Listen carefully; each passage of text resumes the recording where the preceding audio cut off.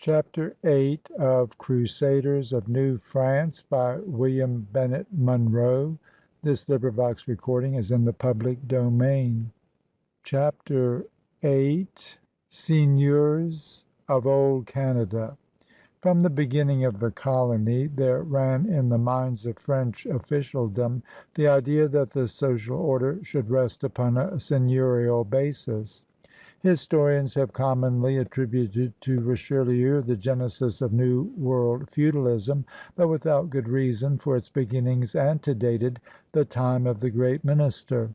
The charter issued to the ill-starred La Roche in 1598 empowered him to grant lands to gentlemen in the forms of fiefs and seigneuries, and the different viceroys who had titular charge of the colony before the Company of 100 Associates took charge in 1627 had similar powers. Several seigneurial grants in the region of Quebec had in fact been made before Richelieu first turned his attention to the colony. Nor was the adoption of this policy at all unnatural. Despite its increasing obsolescence, the seigneurial system was still strong in France and dominated the greater part of the kingdom. The nobility and even the throne rested upon it. The Church, as suzerain of enormous landed estates, sanctioned and supported it. The masses of the French people were familiar with no other system of landholding. No prolonged quest need accordingly be made to explain why France transplanted feudalism to the shores of the great Canadian waterway. In fact, an explanation would have been demanded had any other policy been considered. No one asks why the Puritans took to Massachusetts Bay the English system of freehold tenure. They took the common law of England and the tenure that went with it. Along with the fleur-de-lis likewise went the custom of Paris and the whole network of social relations based upon a hierarchy of seigneurs and dependents. The seigneurial system of land tenure, as all students of history know, was feudalism in a somewhat modernized form. During the chaos which came upon Western Europe in the centuries following the collapse of Roman imperial supremacy, every local magnate found himself forced to depend for existence upon the strength of his own castle, under whose walls he gathered as many vassals as he could induce to come. To these he gave the surrounding lands free from all rents, but on condition of aid in time of war. The lord gave the land and promised to protect his vassals, who, on their part, took the land and promised to pay for it not in money or in kind, but in loyalty and service. Thus there was created a close personal relation, a bond of mutual wardship and fidelity, which bound liegeman and lord with hoops of steel. The whole social order rested upon this bond and upon the gradations in privilege which it involved, in a sequence which became stereotyped. In its day feudalism was a great institution and one which shared with the Christian Church the glory of having made mediaeval life at all worth living. It helped to keep civilization from perishing utterly in a whirl of anarchy, and it enabled Europe to recover inch by inch its former state of order, stability, and law. But having done its service to humanity, feudalism did not quietly make way for some other system more suited to the new conditions. It hung on grimly long after the forces which had brought it into being ceased to exist, long after the growth of a strong monarchy in France with a powerful standing army had removed the necessity of mutual guardianship and service. To meet the new conditions, the system merely changed its incidents, never its general form. The ancient obligation of military service, no longer needed, gave place to dues and payments. The old personal bond relaxed. The feudal lord became the seigneur, a mere landlord. The vassal became the censitaire, a mere tenant. paying heavy dues each year in return for protection which he no longer received nor required. In a word, before 1600 the feudal system had become the seigneurial system, and it was the latter which was established in the French colony of Canada. In the new land there was reason to hope, however, that this system of social relations based upon landholding would soon work its way back to the vigor which it had displayed in mediaeval days. Here in the midst of an unfathomed wilderness was a small European settlement with hostile tribes on every hand. The royal arm, so strong in affording protection at home, could not strike hard and promptly in behalf of subjects 1,000 leagues away. New France accordingly must organize itself for defense and repel her enemies, just as the earldoms and duchies of the crusading centuries had done. And that is just what the colony did, with the seigneurial system as the groundwork of defensive strength. Under stress of the new environment, which was not wholly unlike that of the former feudal days, the military aspects of the system revived and the personal bond regained much of its ancient vigor. The sordid phases of seigneurialism dropped into the background. It was this restored vitality that helped, more than all else, to turn New France into a huge armed camp, which hordes of invaders, both white and red, strove vainly to pierce time after time during more than a full century. The first grant of a seigneury in the territory of New France was made in 1623 to Louis Hébert, a Paris apothecary who had come to Quebec with Champlain some years before this date. His land consisted of a tract upon the height above the settlement, and here he had cleared the fields and built a home for himself. By this indenture feudalism cast its first anchor in New France, and Hébert became the colony's first patron of husbandry. Other grants soon followed, particularly during the years when the Company of 100 Associates was in control of the land, for by the terms of its charter this organization was empowered to grant large tracts as seigneuries and also to issue patents of nobility. It was doubtless assumed by the King that such grants would be made only to persons who would actually emigrate to New France and who would thus help in the upbuilding of the colony, but the Company did not live up to this policy. Instead, it made lavish donations, some of them containing 100 square miles or more, to directors and friends of the Company in France, who neither came to the colony themselves nor sent representatives to undertake the clearing of these large estates. One director took the entire island of Orleans. Others secured generous slices of the best lands on both shores of the St. Lawrence. But not one of them lifted a finger in the way of redeeming these huge concessions from a state of wilderness primeval. The tracts were merely held in the hope that some day they would become valuable. Out of 60 seigneuries which were granted by the Company during the years from 1632 to 1663, not more than a half dozen grants were made to bona fide colonists. At the latter date the total area of cleared land was scarcely 4,000 arpents. With the royal action of 1663, which took the colony from the Company and reconstructed its government, the seigneurial system was galvanized at once with new energy. The uncleared tracts which the officials of the Company had carved out among themselves were declared to be forfeited to the Crown, and actual occupancy was held to be, for the future, the essential of every seigneurial grant.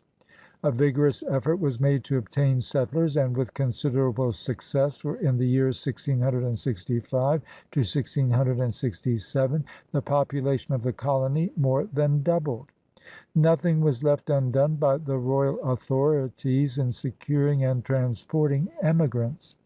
Officials from Paris scoured the provinces, offering free passage to Quebec and free grants of land upon arrival.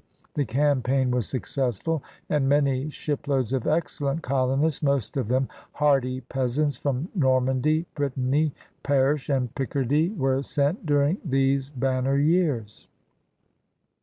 On their arrival at Quebec the incoming settlers were taken in hand by officials and were turned over to the various seigneurs, who were ready to provide them with lands and to help them in getting well started. If the newcomer happened to be a man of some account at home, and particularly if he brought some money with him, he had the opportunity to become a seigneur himself. He merely applied to the intendant, who was quite willing to endow with a seigneury any one who appeared likely to get it cleared and ready for future settlers. In this matter the officials, following out the spirit of the royal orders, were prone to err on the side of liberality. Too often they gave large seigneurial grants to men who had neither the energy nor the funds to do what was expected of a seigneur in the new land. As for extent, the seigneuries varied greatly.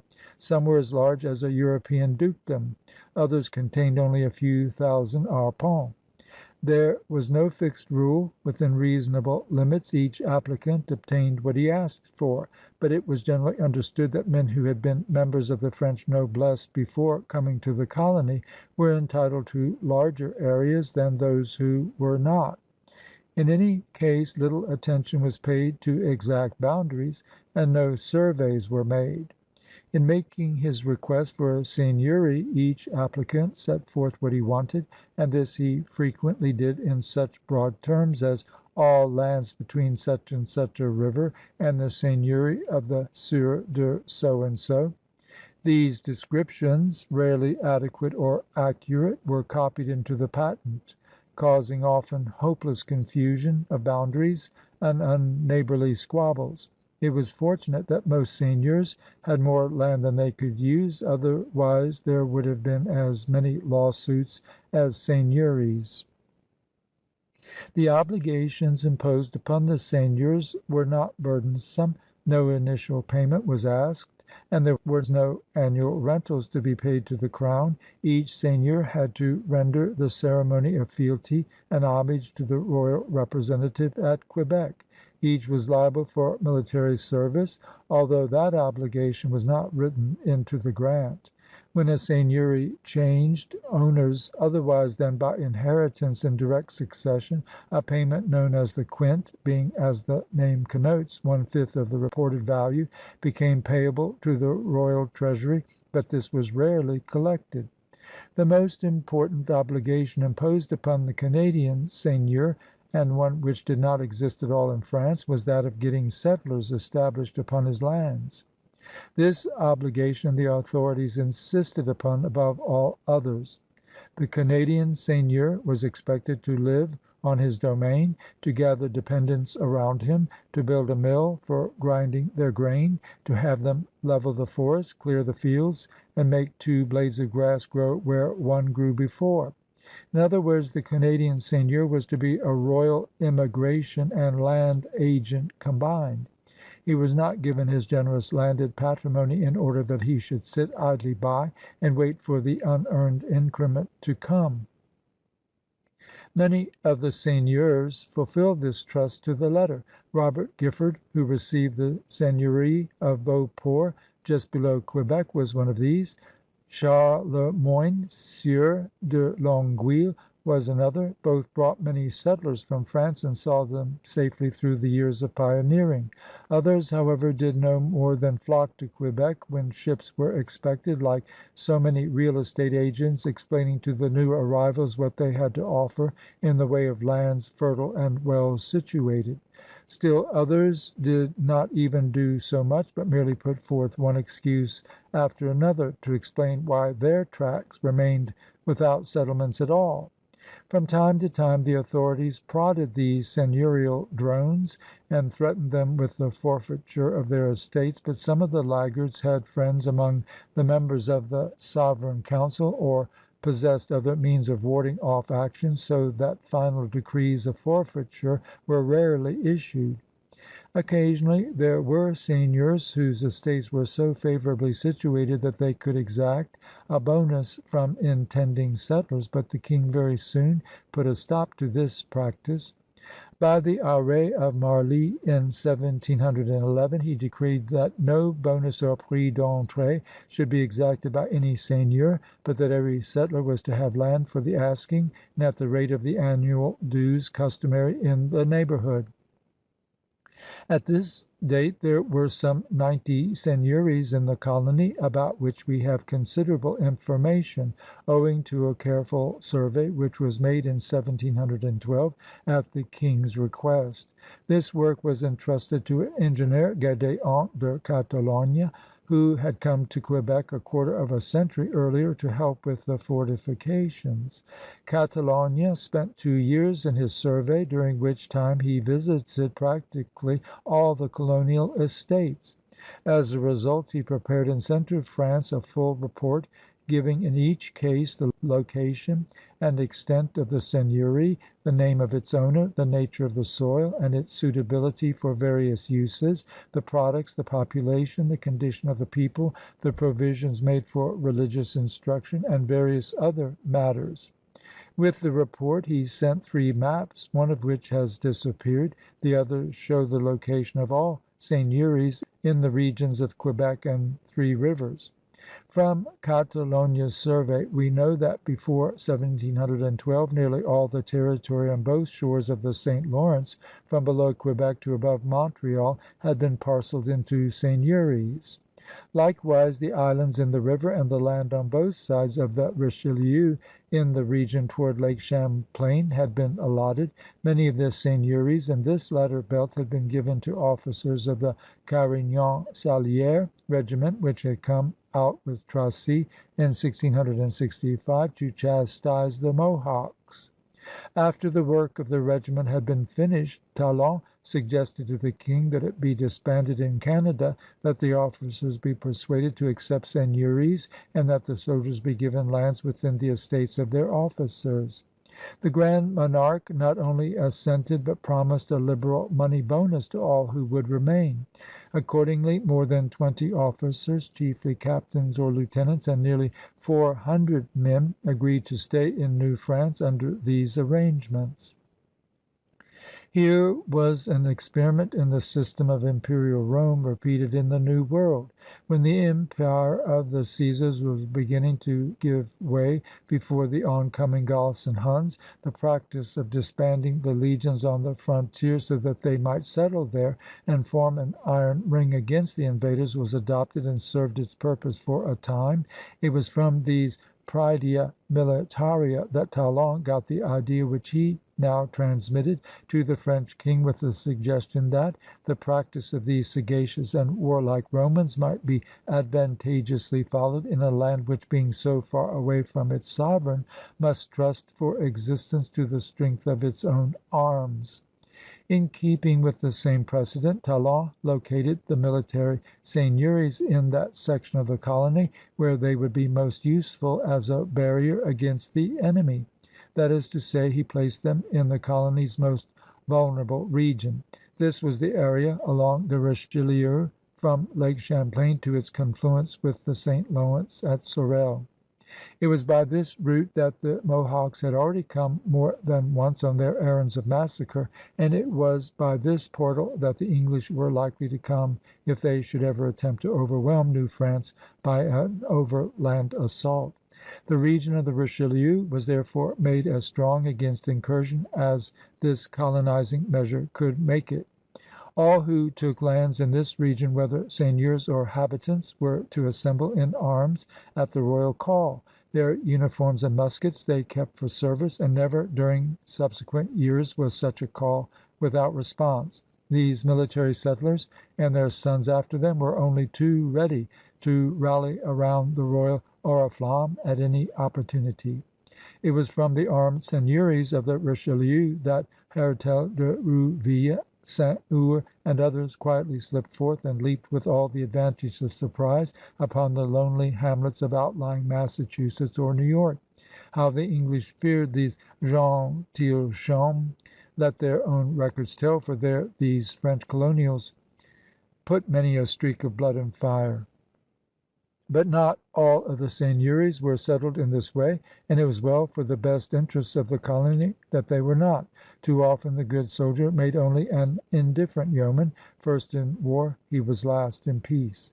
The task of hammering spears into ploughshares and swords into pruning hooks was not altogether to his liking. Most of the officers gradually grew tired of their role as gentlemen of the wilderness, and eventually sold or mortgaged their seigneuries and made their way back to France. Many of the soldiers succumbed to the lure of the western fur traffic and became coureurs de bois, but many others stuck valiantly to the soil, and today their descendants by the thousand possess this fertile land. What were the obligations of the settler who took a grant of land within a seigneury? On the whole, they were neither numerous nor burdensome, and in no sense were they comparable with those laid upon the hapless peasantry in France during the days before the Great Revolution. Every habitant had a written title deed from his seigneur, and the terms of this deed were explicit. The seigneur could exact nothing that was not stipulated therein. These title deeds were made by the notaries, of whom there seem to have been plenty in New France. The census of 1681 listed no fewer than 24 of them in a population which had not yet reached 10,000. When the deed had been signed, the notary gave one copy to each of the parties. The original he kept himself. These scribes were men of limited education and did not always do their work with proper care, but on the whole they rendered useful service.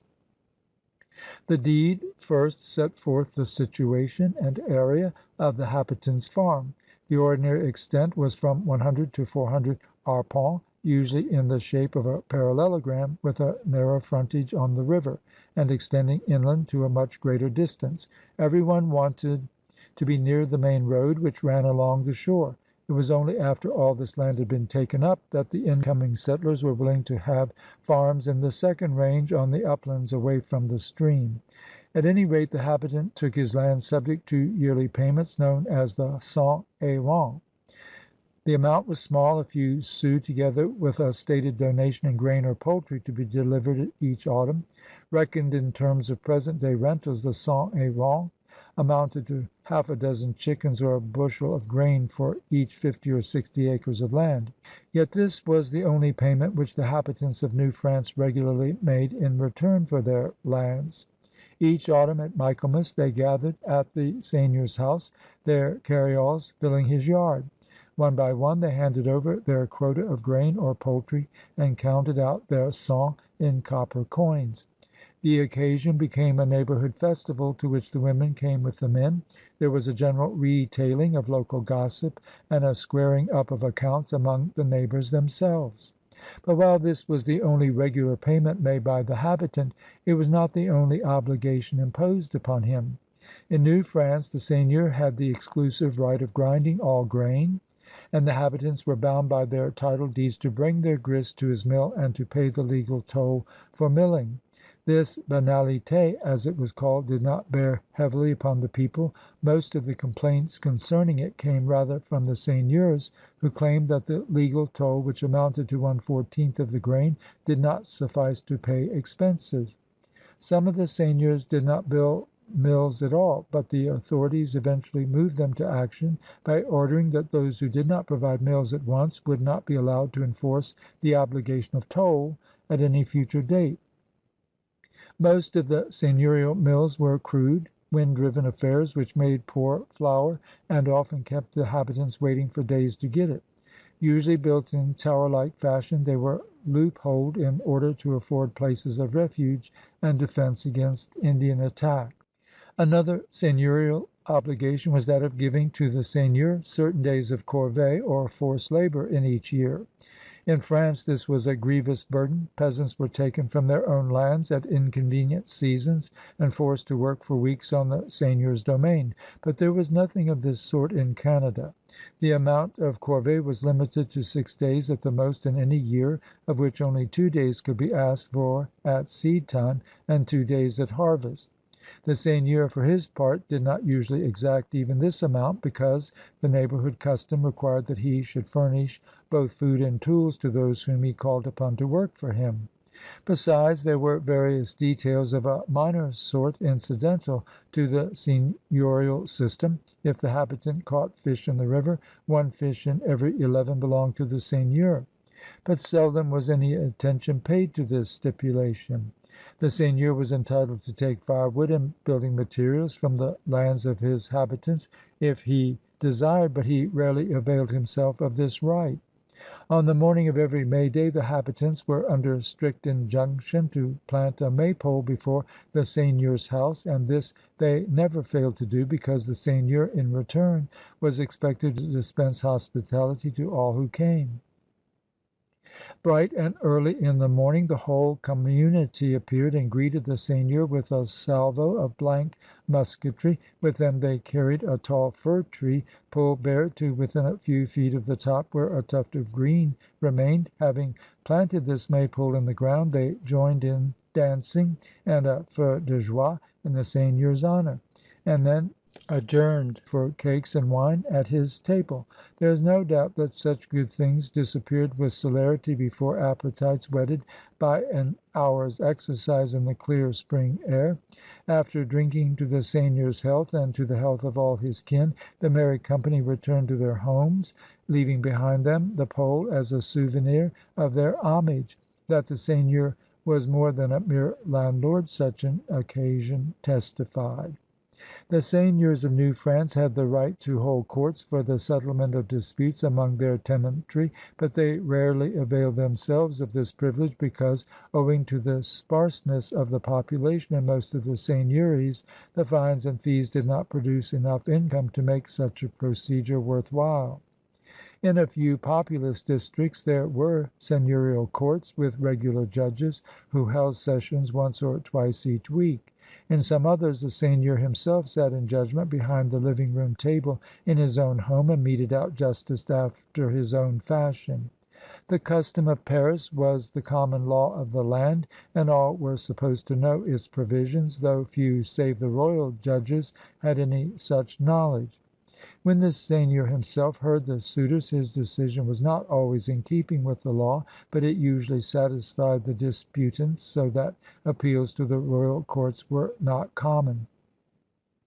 These latter tribunals, each with a judge of its own, sat at Quebec, Three Rivers, and Montreal. Their procedure, like that of the seigneurial courts, was simple, free from chicane, and inexpensive. A lawsuit in New France did not bring ruinous costs. "I will not say," remarks the facetious La Hontan, "that the goddess of justice is more chaste here than in France, but at any rate, if she is sold more cheaply." In Canada we do not pass through the clutches of advocates, the talons of attorneys, and the claws of clerks. These vermin do not as yet infest the land. Every one here pleads his own cause. Our Themis is prompt, and she does not bristle with fees, costs, and charges. Throughout the French period there was no complaint from the habitants concerning the burdens of the seigneurial tenure. Here and there disputes arose as to the exact scope and nature of various obligations, but these the intendant adjusted with a firm hand and an eye to the general interest.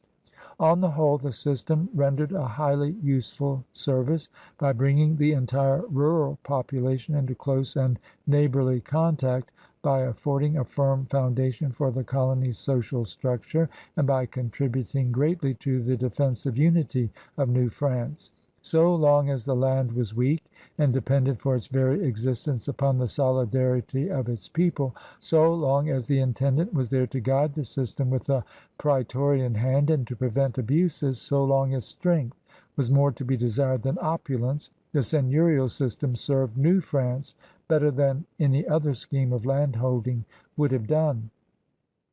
It was only when the administration of the country came into new and alien hands that Canadian seigneurialism became a barrier to economic progress and an obsolete system which had to be abolished. Chapter 8.